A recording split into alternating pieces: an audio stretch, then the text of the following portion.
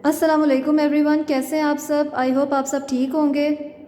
हमने स्टार्ट किया था 7th क्लास की साइंस का unit number 3 transport system in plants and animals. हम पढ़ रहे थे ट्रांसपोर्ट सिस्टम, हमारा एनिमल्स में कंप्लीट हो गया था। ट्रांसपोर्ट सिस्टम में प्लांट्स में पढ़ रहे थे, जिसमें आज का हमारा टॉपिक है ट्रांसपायरेशन। ट्रांसपायरेशन क्या होता है? बेसिकली ट्रांसपायरेशन होता है evaporation of water from the leaves of plant. Evaporation basically क्या होता है? इवेपोरेशन होता है इवेपोरेशन ऑफ वाटर। ट्रांसपिरेशन क्या होता है?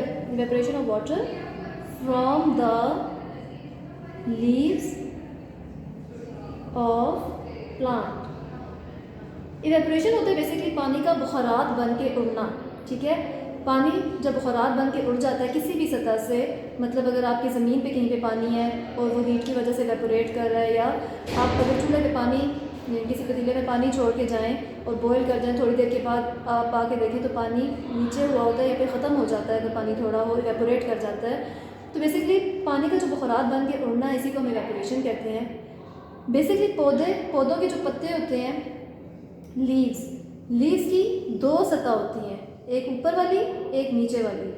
जो पौधों की निचली ऊपर वाली सतह स्मूथ होती है, नीचे वाली सतह खुरदरी होती है। पौधों की जो निचली खुरदरी सतह पे छोटे छोटे से सुराख होते हैं, उन सुराखों को हम कहते हैं स्टोमेटा।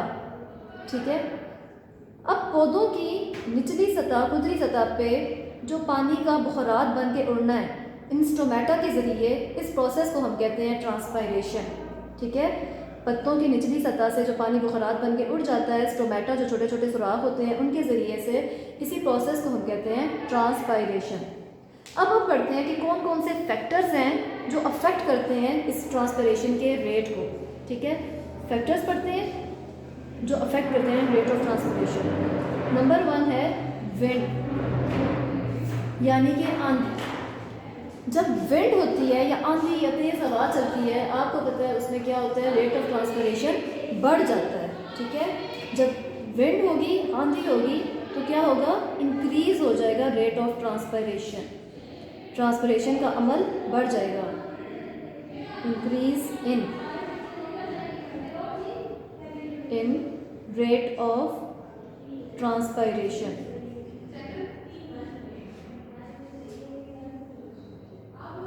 ठीक है, उसके बाद सेकेंड एक पॉइंट है जो है टेम्परेचर।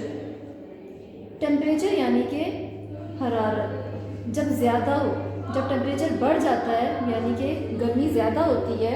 आपने देखा होगा गर्मियों में पौधों को पानी ज़्यादा देने की ज़रूरत इसलिए पड़ती है क्योंकि उसमें ट्रांसपिरेशन होती है, पानी ज़्यादा बुखारात बन के निकल जाता है पत्तों में से और प्लांट्स में से। तो यानी कि जब गर्मी ज़्यादा होगी, टेम्परेचर ज़्यादा होगा, तो रेट ऑफ ट्रांसपिरेशन बढ़ जाएगा।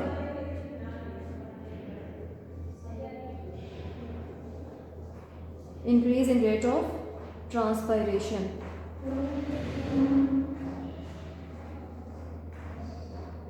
ठीक है, जब टेम्परेचर ज़्यादा होगा तो रेट ऑफ ट्रांसपिरेशन भी ज़्यादा होगा, और अगर टेम्परेचर कम होगा तो आपको पता है ट्रांसपिरेशन का रेट कम हो जाएगा, पानी इतना ज़्यादा बुखारात बन के नहीं उठता। ह्यूमिडिटी होता है नमी, जब हवा में नमी होती है। ह्यूमिडिटी क्या होगा, जब रेनी डे होता है, जब आपको पता है जब बारिश होती है तो हमारी हवा में नमी हो जाती है बारिश की वजह से। तो तब क्या होगा, जो इवेपोरेशन होती है, जब ऑलरेडी हवा में नमी है, हमारे इन्वायरमेंट में मज़ीद वाटर की या टेम्परेचर मेंटेन करने की ज़रूरत नहीं होती, तो क्या होता है कि जो रेट ऑफ ट्रांसपिरेशन है वो कम हो जाता है।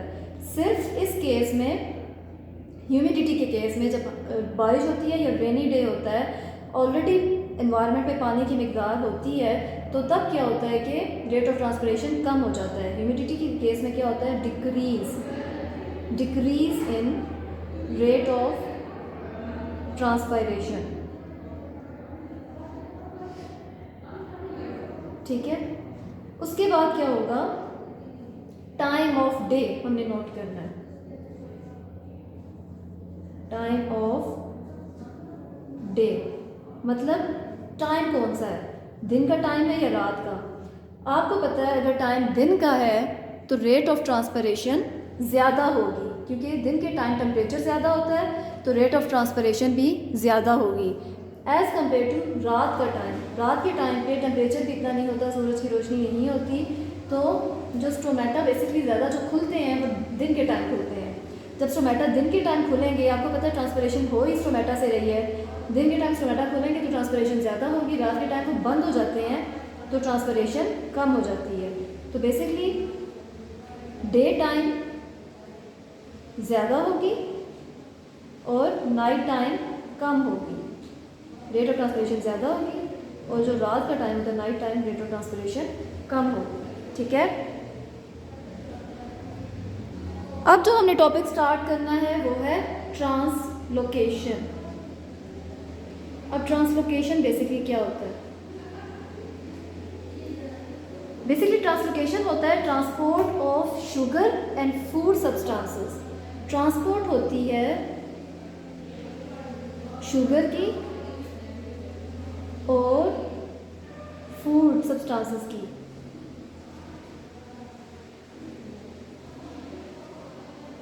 फूड सब्सटेंसेस लीव्स से लेके बाकी स्टोरेज एरियाज पे, from leaves to the storage areas.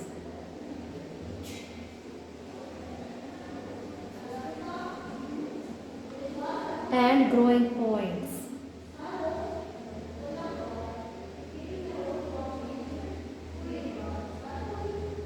इसी को हम कहते हैं ट्रांसलोकेशन। आपको पता है फोटोसिंथेसिस के ज़रिए प्लांट्स के जो पत्ते होते हैं, पत्तों पे खुराक तैयार होती है in the form of glucose. ठीक है, अब वो जो फूड तैयार हो जाता है तो जो फ्लोइंग वेसल्स होती हैं वो उस फूड को पूरे पौधे तक पहुंचाती है। अब जो ट्रांसपोर्ट होती है फूड की स्टोरेज ग्रोइंग लीव से, यानी कि जो पत्तों पे जहाँ पे खुराक तैयार हुई है वहाँ से स्टोरेज एरियाज, यानी कि वो प्लांट्स के वो जगह जहाँ पे खुराक बन रही है in the form storage stored हुई हुई है, जैसे कि फ्रूट्स वगैरह में। और जो ग्रोइंग पॉइंट्स हैं, यानी कि वो पॉइंट्स जो जहाँ से प्लांट की ग्रोथ हो रही है, प्लांट का बढ़ने का अमल हो रहा है, जैसे कि प्लांट का कोई तना होता है, तने के टॉप पे यहाँ पे कोई टर्मिनल बड है, इस बड में ये क्या है, इसका ग्रोइंग पॉइंट है। तो जो फूड है प्लांट के पत्ते से लेके ट्रांसपोर्ट हो रहा है फ्लोइंग वेसल्स के ज़रिए पत्ते से लेके ग्रोइंग पॉइंट्स पे, उस जगह पे जहाँ से प्लांट बढ़ रहा है, उसकी ग्रोथ हो रही है, या फिर कोई भी ऐसा बर्ड जिसमें से लीव्स निकल रहे हैं, या ग्रोइंग पॉइंट्स जहाँ से प्लांट की ग्रोथ होती है। तो जो ट्रांसफ़र होता है, ट्रांसपोर्ट होता है फूड लीव से लेके उन एरियाज़ पे जहाँ पे स्टोरेज एरियाज होते हैं या ग्रोइंग पॉइंट्स होते हैं, इस प्रोसेस को हम कहते हैं ट्रांसलोकेशन। ठीक है,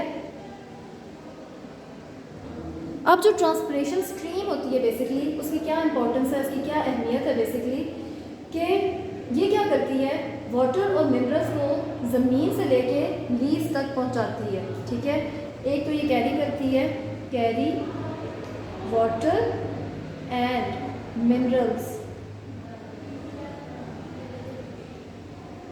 from the soil to leaves. ठीक है, पत्तों तक पहुंचाती है, मतलब कि जो भी रूट्स जो हैं वो एब्जॉर्ब करती हैं वाटर एंड मिनरल्स को। तो जो इसी ट्रांसपिरेशन स्ट्रीम की वजह से क्या होता है, वो वाटर और मिनरल्स ज़मीन से लेके पूरे पत्ते तक पहुंचते हैं। ठीक है, जो प्लांट्स होते हैं प्लांट्स के पत्तों तक पहुंचते हैं। उसके बाद ये क्या करती है ट्रांसपिरेशन स्ट्रीम, सेल्स को टर्जिड रखती है, कीप्स द सेल टर्जिड।